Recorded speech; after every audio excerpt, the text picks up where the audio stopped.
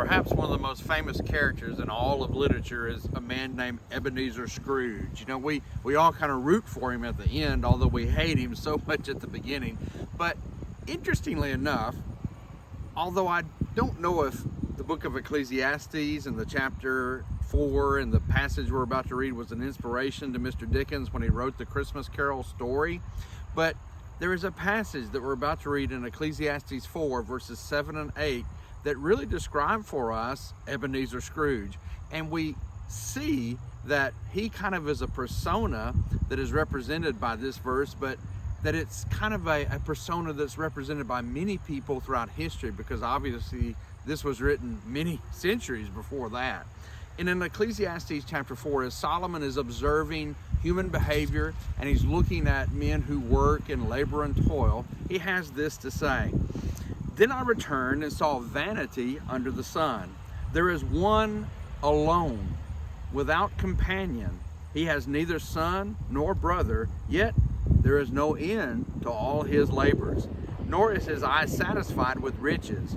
But he never asks, for whom do I toil and deprive myself of good? This also is vanity and grave misfortune." One translation says that it is a miserable or an unhappy ending or a misfortune. And when you look at the text, like I said, it reminds you so much of Mr. Scrooge as you read it, but look at what it says about mankind in general, and especially we have to look at our own hearts. Here's a man who finds himself all alone, no companion, no family, apparently no faith. And we've known people who have maybe little family or almost no family, but they make up for that absence by the presence of faith. This person has no faith because he has put all of his energy, all of his trust, all of his ability in doing what? His eye is not satisfied with riches, and there's no end to his labor. What's his life all about? It's all about making money, and it's all about working. Maybe that's why he doesn't have any family. Maybe that's why he doesn't have any friends.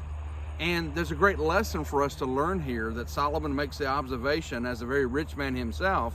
He says, when someone ends up like this and their only priority is stuff, things, money, and work, that's a miserable, unhappy, grave ending and a terrible, terrible misfortune. Don't let it happen to you.